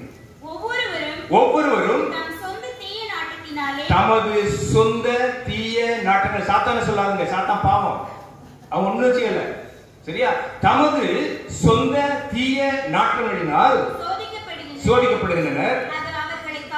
அது அவர்களை கவர்ந்து மயக்கி தன்வயப்படுத்தி பின்னர் தீய நாட்டம் கருக்கொண்டு பாவத்தை பெற்றெடுக்கிறது. பாவம் முழு வளர்ச்சி அடைந்து சாவை விளைவிக்கிறது. ஹல்லேலூயா. எந்த சாவு? எந்த சாவு? ஒரேடியா செத்துனா கொண்டு பாட்டு பாடி அடக்கிட்டு போறாங்க, பிரச்சனையே கிடையாது. ஆனா ஆத்மா செத்து போகிறது. ஆத்மா செத்து போகிறது சகோதரனே சகோதரியே. இங்க பாருங்க, தம் சொந்த தீய நாட்டங்கள் மனசுக்குள்ள அடியில் இருக்கு. Subconscious mind, it is there already. உள்ள இருக்கு. இது வேணும், இது வேணும், பணம் வேணும், புகழ் வேணும், பேராசை வேணும், பெண் வேணும், ஆண் வேணும், இப்படி சகல தீய எண்ணங்களும் மனதிலே உன் சொந்த தீய நாட்டம் கருக்கொண்டு இருக்கிறது. அது நீ ஒரு காட்சியை காணும் பொழுது அந்த தீய நாட்டம் எழும். அதுதான் கண்ணின் வழியாக வருகின்ற பாவம். வந்தவுடன் அது உன்னை மயக்கும். உன் சிந்தனையில் அடைப்பட்டிருந்த அந்த எண்ணம் உன்னை மீண்டும் மீண்டும் அந்த சிந்தனையை தூண்டி உன் மதியை மங்க செய்யும். சிந்திக்க விடாது. அதுதான் வேண்டும் என்று நிற்கும். அடுத்தது வயப்படுத்தும். எல்லாவற்றையும் இழந்தாலும் அதை அடைந்தே தீர்வேன் என்று உன்னை வயப்படுத்தும். அதுக்குள்ளாக அதை பிடிக்குள்ளாக உன்னை கிடுக்கி பிடிவோடு பிடித்து வைத்துக் கொள்ளும். கவனமாக இருக்க வேண்டும். அடுத்தது அது கருக்கொள்ளும். சிந்தித்து சிந்தித்து உன் மனதெல்லாம் அது ஆட்கொண்டு வேதம் வாசிக்க முடியாமல், பிள்ளைகளோடு பேச முடியாமல், வேலை செய்ய முடியாமல் உன்னை மயக்கி வயப்படுத்தி உன் உள்ளத்திலே கருக்கொள்ளு. எப்போ இந்த பாவத்தை செய்யலாம் என்று சாத்தான் நமக்கு அப்ப திட்டம் போட்டு தருவான். அப்பொழுது அந்த கரு செயலாக மாறி பாவத்தை பெற்றெடுக்குன்னா பாவத்திலே விழுகின்றோம். அந்த பாவம் மீண்டும் மீண்டும் மீண்டும் செய்வதனால் தொடர்ந்து செய்து மரணத்தை ஆன்மாவை கொண்டு விடுகிறது. ஹல்லேலூயா, ஹல்லேலூயா, ஹல்லேலூயா. சகோதரனே சகோதரியே, இறை வார்த்தை இதை விட தெளிவாக சொல்லித்தர முடியாது. தூய ஆவியானவர் கண்களுக்கு நாம் காவல் வைக்க வேண்டும். அது நமது பலகீனத்தை பொறுத்தது. ஆணுக்கு ஒரு பெண்ணாக இருக்கலாம், பெண்ணுக்கு ஒரு ஆணாக இருக்கலாம், சகோதரிகளுக்கு தொலைக்காட்சியாக இருக்கலாம், சகோதரர்களுக்கு டாஸ்மாக் கடையாக இருக்கலாம், எது வேணுமானாலும் இருக்கலாம். உன்னை விட திட்டுவது, உன் ஆன்மாவை கொள்வது. உன் கண்களுக்கு நீ காவல் வைக்க வேண்டும். நீதிமொழிகள் 20:12 சொல்கிறது, கேட்கும் காதும் காணும் கண்ணும் இவ்விரண்டையுமே ஆண்டவரே படைத்தார். ஆமென். கேட்கும் காதும் காணும் கண்ணும் இவ்விரண்டையும் யார் படைத்தது? ஆண்டவர் படைத்தார். அந்த இரண்டும் யாருடைய செயலை செய்ய வேண்டும்? கடவுளுடைய செயலை செய்ய வேண்டும். நல்லவற்றை கேட்க வேண்டும். காலையில் எழுதுனா ஒரு திவ்ய பிரசன்னம் வரக்கூடிய பாட்டு கேடு, இறை வார்த்தையை கேடு. திவ்ய திருப்பலிக்கு வந்து திவ்ய நக்கரனை உற்றுப்பார். காதுகளை கேடு. காலையில் எழுதுன்னு கேட்கக்கூடிய பாட்டு காது ஜவ்வு விழிஞ்சு போகும். இறை வார்த்தை என்பது எங்க இருக்குன்னு நமக்கு தெரியாது. காதும் கேட்கும் காதும் காணும் கண்ணும் இவருடைய ஆண்டவர் படைத்தார். அதை அவருக்காய் ஒப்பு கொடுத்து நாம் அவருக்காய் ஜீவிக்க வேண்டும். நான் சொன்னேன், இது அவருடைய சொத்து. பிதாவால் படைக்கப்பட்டதனால் அவர் உரிமையாளர். இயேசு கிறிஸ்து ரத்தம் சிந்தி மீண்டும் மீட்டுக் கொண்டதனால் அவருக்கு நாம் உரிமையாளர். தூய ஆவியார் நம்மை வழிநடத்தும் கார்டியனாக இருப்பதனால் அவருக்கு உரிமையாளர். மூவர் தெய்வத்திற்கு உரிமையானது இந்த உடம்பு. இதில் உரிமை கொண்டாட உனக்கோ எனக்கோ எந்த உரிமையும் இல்லை. கவனமாக இருக்க வேண்டும். பதில் சொல்ல வேண்டும். நிச்சயமாக ஒவ்வொருவரும் பதில் சொல்ல வேண்டும். அடுத்ததாக மத்தேயு 5:28. ஆனால் நான் உங்களுக்கு சொல்கிறேன், ஒரு பெண்ணை இச்சையுடன் நோக்கும் எவரும் தம் உள்ளத்தால் ஏற்கனவே அப்பெண்ணோடு விபச்சாரம் செய்தாயிற்று. இன்றைய தொலைக்காட்சிகளிலும் சரி, நாடுகளிலும் வீடுகளிலும் மீடியாக்கள் ஒவ்வொன்றிலும் யூடியூப் சேனல் எல்லாத்திலையும் பாருங்க, எல்லாம் நமது சரீர இச்சையை தூண்டி பாவத்தில் விளைவிக்கும் காரியங்கள். இறைவன் சொல்லுகிறார், ஒரு பெண்ணை இச்சையோடு பார்க்கும் எவனும் அவளோடு ஏற்கனவே விபச்சாரம் செய்தாயிற்று. இதுல என்ன விளக்கம் கொடுக்க முடியும்? இப்போ சகோதரர்கள் சந்தோஷப்படுவாங்க, அப்பா நாம தப்பிச்சோம், ஆம்பளை தான் மாட்டணும் அப்படின்ட்டு. வாசிங்க லூக்கா 17:1. இயேசு பாவ சோதனை வருவதை தவிர்க்க முடியாது, ஆனால் ஐயோ அதற்கு காரணமாக இருப்போருக்கு அதைவிட கேடு. உலகத்திலே பாவம் சோதனை வருவதை தவிர்க்க முடியாது, ஆனால் ஜெயிக்க முடியும். ஆண்டவர் சொல்வது உண்மை. பாவம் சோதனை வருவது தவிர்க்க முடியாது, வந்துட்டு தான் இருக்கும் வாழ்க்கையிலே, ஆனால் ஜெயிக்க முடியும். யாரோடு இருந்தால்? ஆண்டவரோடு இருந்தால். ஆனால் அந்த பாவத்தை விளைவிக்க காரணமாக இருப்பவர்களுக்கு ஐயோ கேடு. இந்திய அரசாங்கம் மதுக்கடைகளை திறந்து வச்சிருக்கிற, ஐயோ கேடு அவர்களுக்கு. பாவத்தை விழுவதற்கு போடு போச்சு அழைச்சிட்டு இருக்கிறாங்க. ஒவ்வொரு காரியமும் அப்படித்தான். சகோதரிகளுக்கு ஒன்று சொல்லுகிறேன், விரும்புகிறீர்களோ இல்லையோ, அன்று சாத்தான் செய்த அதே ஃபார்முலா தான் இன்னைக்கு உங்க மூலம் உலகத்திலே வஞ்சித்துக் கொண்டிருக்கிறார். நானா என்று கேட்டால் எனக்கு தெரியாது, உங்கள் மனசாட்சி சொல்லு. அநாகரிகமான உடையணை, தேவையற்ற உடல் பாவனை, இவையெல்லாம் வீட்டிலும் சரி பொது வழியிலும் சரி நமக்கு தகாதவை. கிறிஸ்தவ நாகரிகம் என்று ஒன்று உண்டு.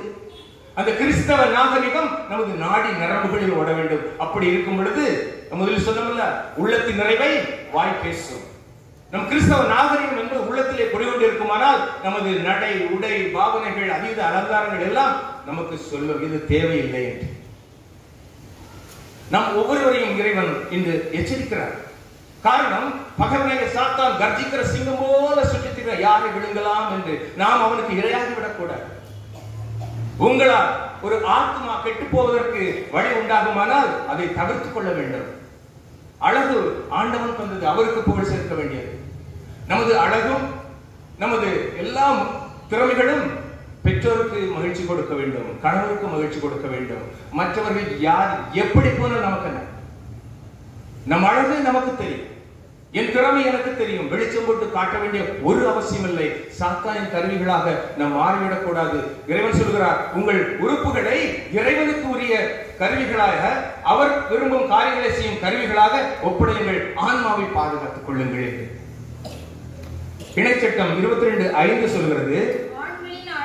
ஆண்களின் ஆடைகளை பெண்கள் அணியக்கூடாது, பெண்களின் உடைகளை கிராஸ் ட்ரெஸ்ஸிங். இன்னைக்கு எல்லாம் நாங்கள் சரிக்கு சமம் நிகர், தவறே இல்லை. உரிமைகளில் இருங்கள், திறமைகளில் இருங்கள். தேவை, ஆனா உரிமைகளில் சரிக்கு சமம் கிடையாது, திறமையில் சரிக்கு சமம் கிடையாது. வளர்ந்து கொண்டு இருக்கிறோம் சகோதரிகள், இல்லை என்று சொல்லவில்லை. ஆனால் அதற்கு முன்பதாக ஆணை போல நான் உடை அணிவேன், ஆணை போல நடப்பேன், ஆணை போல நான் பேசுவேன் என்று சொன்னால் தகாது. வேதம் நமக்கு கற்றுத்தரவில்லை, சமூகம் கற்றுத்தரலாம். ஆனால் வேதம் சொல்லுகிறது, நீங்கள் உலக போக்கின்படி ஒழுகாதீர்கள். இறைவன் சொல்லுகிற, இறைவன் கற்றுத்தருகிற, தாய் திருச்சபை தருகிற படிப்பினையில் நடவுங்கள் என்று. இதுல ஆம்பளை ட்ரெஸ் பொம்பளை ட்ரெஸ் பைபிள் சொல்லி உங்கள் மனசாட்சிக்கு தெரியும். திருப்பலிக்கு வருமுன் நீ சகோதரனுக்கும் சரிதான், சகோதரர்களுக்கு எப்படி தெரியுமா?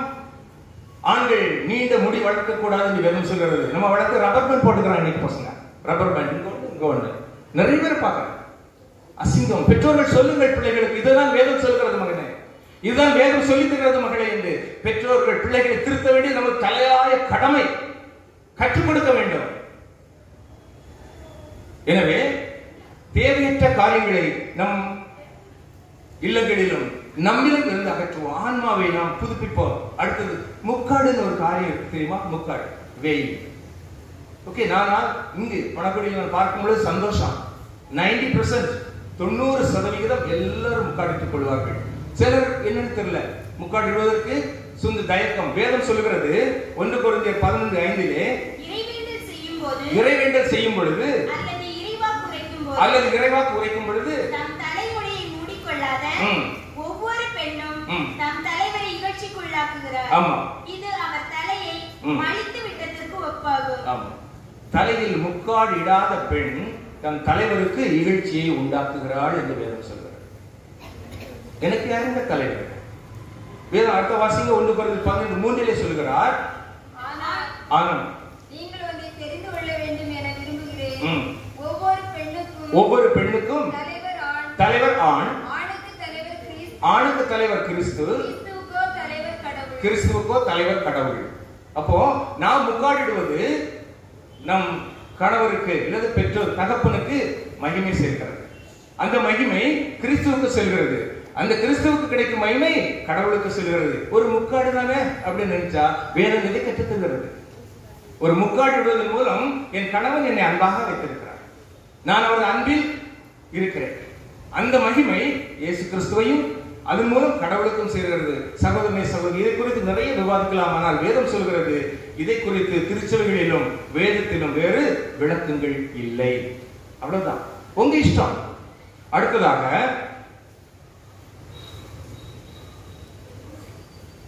கடைசியாக கடமையில் தவறியதால், கடமை கணவன் மனைவிக்கு செய்ய வேண்டிய கடமை, மனைவி கணவனுக்கு செய்ய வேண்டிய கடமை, குடும்பமாக திருச்சபைக்கு செய்ய வேண்டிய கடமை, பெற்றோர் குழந்தைகளுக்கு செய்ய வேண்டிய கடமை, இதுல இருந்தெல்லாம் தவறி போகிறோம். அதனால்தான் எபேசியர் 5:25 திருமணமான ஆண்களே கிறிஸ்து திருச்சபையை அன்பு செய்தது போல உங்கள் மனைவியரை அன்பு செய்யுங்கள் என்றும், கணவன்மார்கள் எவ்வாறு கிறிஸ்து திருச்சபைக்காக தம்மை ஒப்புவித்தாரோ அதே போல தன் மனைவிக்காக தன்னையே அர்ப்பணித்து அவளை பாதுகாத்து வாழ வேண்டும் என்று கற்றுத்தருகிறது. இருக்கிறோம் அப்படி? கிறிஸ்துவன் திருச்சபை போல இருக்கிறோம். எப்படி இருக்கிறான்? நான் சொல்லுகிறேன் சகோதரி சகோதரி, நான் ஒரு குடும்பஸ்தன் தான். நீங்கள் எனக்கு இந்த உங்கள் உடையிலேயே மிக பிடித்தமான உடை சேலை. சேலையிலே ஒரு பகுதி இருக்கு, முந்தான இருக்குல்ல, முந்தான அதுக்கு ரொம்ப வேல்யூ. எதுக்கு? கணவன் வேலையெல்லாம் முடித்து வியர்த்து வீட்டுக்கு வரும் பொழுது அவங்க உடம்புக்கு பேச பிடிக்கல, கழுத வாழ்க்கப்பட்டாச்சு, கடைசியாக அவங்க கூட தானே வாழணும் முடிவாயிடுச்சு இல்லையா? அதுல இனி எக்ஸோலி செட் பாக்குறதுக்கு விழுந்தாச்சு தலை சீர்ந்து தொலைச்சிருவான். வரும்போது வேர்த்து வர முந்தானை எடுத்து அதான் எப்படி இருக்கீங்க லேசா தொடச்சு பாருங்க, உங்க வீட்டுல வேலைக்காரனே வைக்க வேண்டிய அவசியம் இருக்காது பாருங்க. எல்லாம் அவரே செய்வார், எல்லாமே அவர் பார்த்துக் கொள்வார். ஆனா நம்ம அப்பதான் கால் மேல கால் போட்டு ரிமோட்ல அமைக்கிட்டு இருப்போம், தெரியாது, ஒரு கண்ணால பார்ப்போம், அங்க இருக்கு வச்சுக்கோங்க. எப்படி அன்பு வரும்? ஏன்னா ஆன்மாவில் உயிர் இல்லாமல் போன காரணம் இறைவன் தந்த கணவனை நேசிக்க முடியவில்லை. கணவர்மார்கள் எப்படி அப்பதான் பேசுவாங்க, சாப்பாடு எப்படின்னே இருக்கு, எங்க அம்மா சமைச்சா இருப்பாங்க, எல்லாம் சாப்பிட்ட காலம் முடிஞ்சு போச்சு. அது தீர்த்து 3:9 சொல்றாரு, மடத்தனமான பேச்சு, மூதாதையர் பட்டியல். ஆமா ஆமா, ஒரு நிமிஷம், மூதாதையர் பட்டியல் வீட்டுல. ஏன்னா ஆன்மா உயிருக்கு போய் கிடக்கிறது, சாத்தான் அங்கே அரசாட்சி செய்து கொண்டு இருக்கிறான். ஆன்மா சொல்லும், ஏய் நல்லா இருக்குன்னு சொல்லிடாத. என்ன சொல்லுவான்? எங்க அம்மா சமைச்சது மாதிரியே நாக்கெல்லாம் செத்து போச்சு. அப்பதான் சொல்லுவான், அது ஒண்ணுதான் நம்ம அது முடிஞ்சது. அன்னைக்கு உள்ள எல்லா காரியங்களும் முடிஞ்சு போயிடும். ஆமா, உண்மைதானே? உண்மையே இல்லையா? உண்மை. ஹல்லேலூயா, உண்மை ஒத்துக்கிறேன். ஏன்? ஆத்மாவை மகிழ்ச்சிப்படுத்த, ஆத்மாவை சந்தோஷமாக வைக்க இறைவன் அநேக காரியங்களை தந்திருக்கிறார். உப்பு இல்லைன்னா போட்டுமே, ஏமா நல்லா இருக்குடா, ஆனா கொஞ்சம் உப்பு தான் குறைவு, நல்லா இருக்குல்ல சொல்றதுக்கு இல்லையா? சோற வச்சிருக்க நான் உப்பே இல்லை, எப்படி இருக்கு? எல்லாமே நாட்டிலிருந்து வர்றது தானே. ஆன்மாவில் உள்ளத்தில் என்ன நிறைந்திருக்கிறது அதுதான் வாயிலே வரும். அன்பு சகலத்தையும் தாங்கும், அன்பு சகலத்தையும் மூடும். கணவனுக்கு மனைவி மீது அன்பு இருந்தால் அவள் செய்த எல்லா தவறையும் பொறுத்துக் கொள்வான்.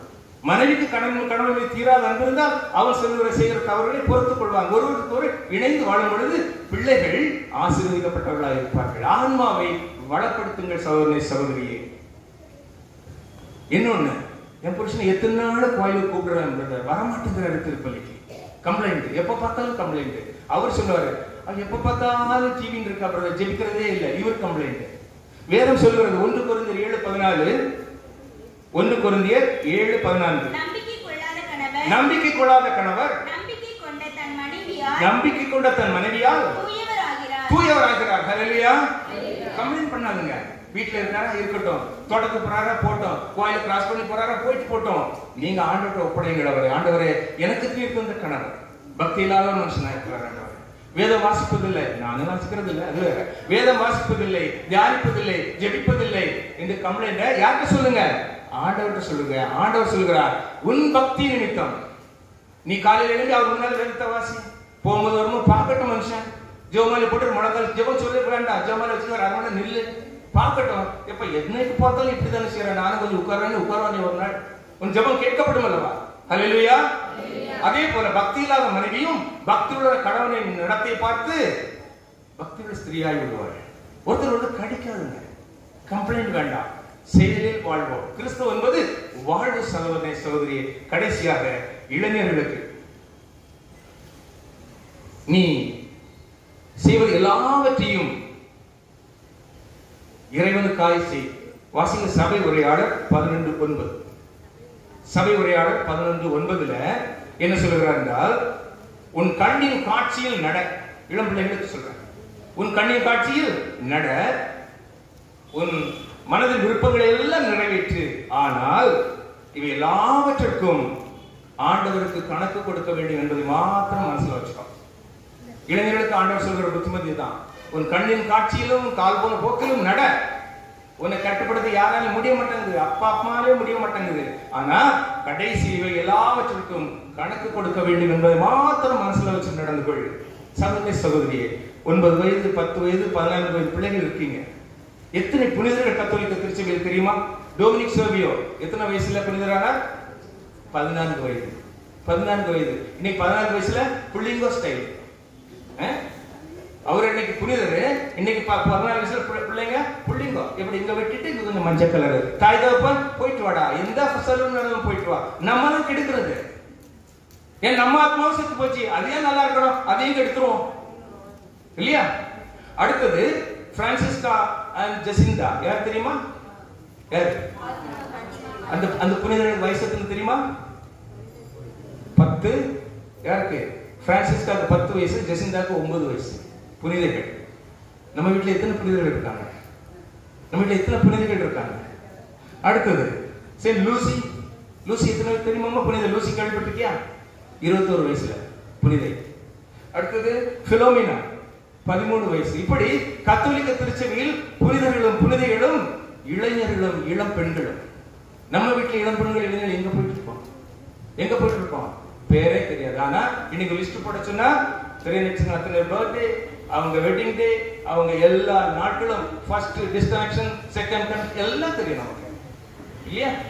ஆனால் தெரிய வேண்டியவற்றை தெரியாமல் இருக்க காரணம் நம் வீட்டில் உள்ள முதியவர்கள். வேதம் எங்க இருக்கு, ஜெபமாலை தெரியாது. மீண்டும் மீண்டும் அதைத்தான் சொல்கிறேன். எனவே சகோதரனே சகோதரி, ஆன்மா கெட்டுப்போன ஆன்மாவை இன்று இந்த நக்கன் இடத்தில் எழுந்து ஒப்புக்கொள்வோம். எல்லாரும் ஒரு ஜெபம் பண்ணுவோம்.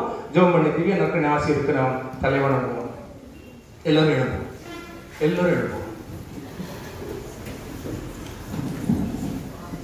எல்லாரும் எழுப்போம். கண்களை மூடுவோம் அல்லது நற்கண்ணாவை உற்று நோக்க, அவரை மாத்திரம் நோக்குவோம். வேற யாரையும் பார்க்க வேண்டாம், வேற எந்த சிந்தனையும் வேண்டாம். கண்களை மூடி, ஆண்டவரே இந்நாள் வரை வாழ்ந்து விட்டேன், எனக்கு போதும் ஐயா. இந்த வாழ்வு என்னை உறுத்துகிறது, இறை வார்த்தை நெஞ்சிலே தைக்கிறது, நான் கேட்ட நற்செய்தி என்னை உடைக்கிறது ஆண்டவரே. எனவே இப்பொழுது ஒப்புக் கொடுக்கிறேன். இந்த உடைந்த மனதோடு கண்ணீர் சிந்துவார். கண்ணீர் சிந்த வேண்டிய இடம் இதுதான் சகோதரனே சகோதரி, வேற எதுக்கும் இல்லை. இந்த இடத்துல நாம் கண்ணீர் சிந்துவோம். கைகளை கூப்புவோம், ஆண்டவனை நோக்கி, திவ்ய நற்கரை நாளை நோக்கி கைகளை விரிப்போம், கைகளை கூப்புவோம், ஜெபிப்போம். பிதா குமாரன் தூய ஆவியாகிய வல்லமுள்ள தேவனே, அப்பா உமக்கு கொடானுபடி ஸ்தோத்திரம் ஆண்டவரே. உம்மை போற்றுகிறோம், புகழுகிறோம், வாழ்த்துகிறோம், வணங்குகிறோம், ஆராதிக்கிறோம், மகிமைப்படுத்துகிறோம் ஆண்டவரே. அப்பா நீர் எங்களுக்கு கற்றுத் தந்தீர் ஆண்டவரே.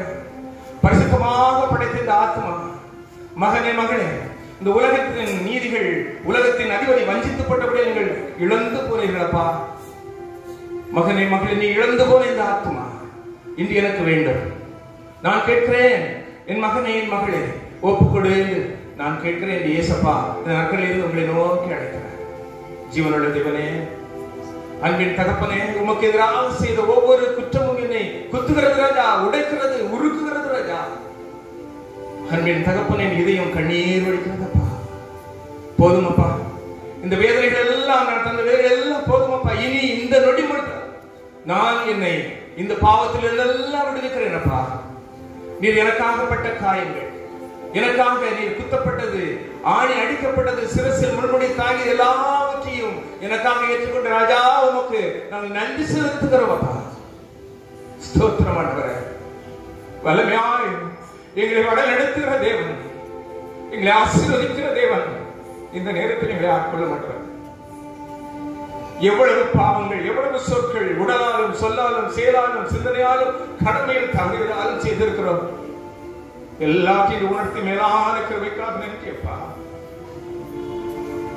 அன்பின் தகப்பனே, நான் செய்த பாவங்களை நிமித்தம் என் வீட்டிலே அமைதி இல்லை, என் வீட்டிலே ஆசீர்வாதம் இல்லை, என் ஜெபங்கள் கேட்கப்படவில்லை, என் குடும்பத்திலே மகிழ்ச்சி இல்லை, என் பிள்ளைகளுக்கு நல்ல வாழ்க்கை இல்லை என்று ஒப்புக் கொடுக்கிறேன் அப்பா.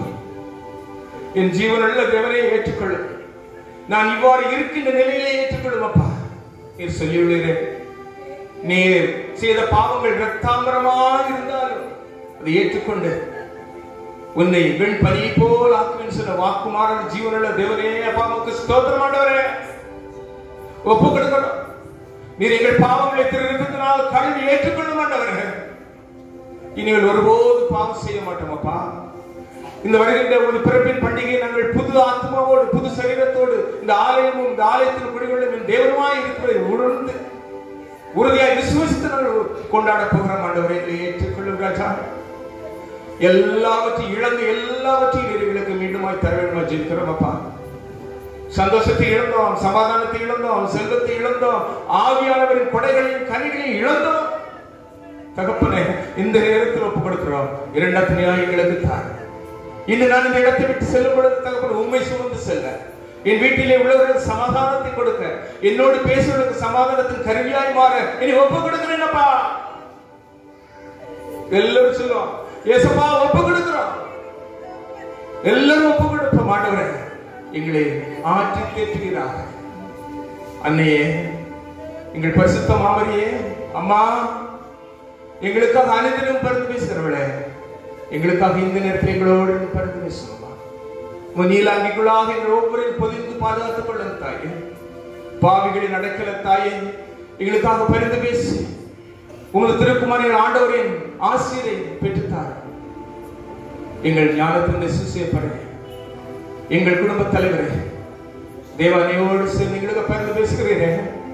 உமது பரிந்து பேச எங்களுக்கு வல்லமையுள்ள ஆசிரியை பெற்றுத் தருகிறது போல இதே நாளில் இந்த நாளில் உடைந்து எங்கள் உள்ளங்களை உருவாக்குவதற்காக புதுப்பிப்பதற்காக தந்தை சுசியை எங்களுக்காக பரிந்து பேச. சகல தூதர்களே, புனிதர்களே, எங்களுக்காக பரிந்து பேச. பிதா, குமாரன், தூய ஆவியாகிய ஜீவனுள்ள தேவனே அப்பா, கொடானகோடி ஸ்தோத்திரம், கொடானகோடி ஸ்தோத்திரம், கொடானகோடி ஸ்தோத்திரம் ஆண்டவரே. இவை எல்லாவற்றையும் எங்கள் அருள்நாதர் அன்பு பெற்றோம் என்று வாழ்ந்து ஆட்சி புரியும் எங்கள் இயேசு கிறிஸ்து மூலமாய் பார்த்து மன்றாடுகிறோம். ஆமென்.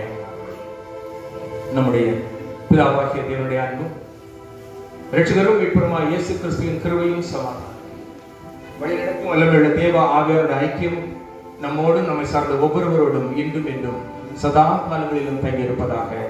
ஆமென்.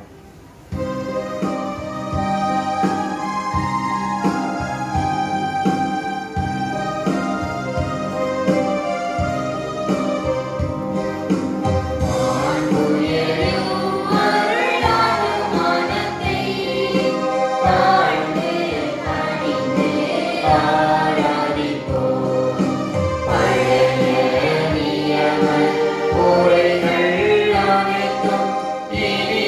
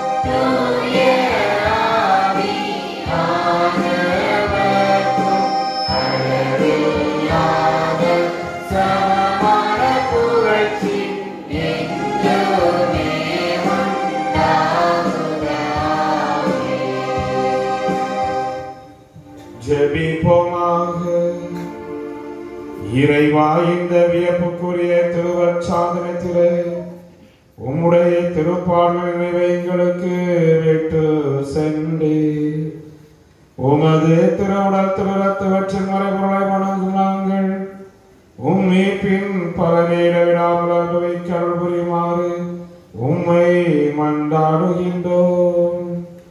என்றென்றும் வாழ்ந்து ஆட்சி செய்கின்றவர் நீர்.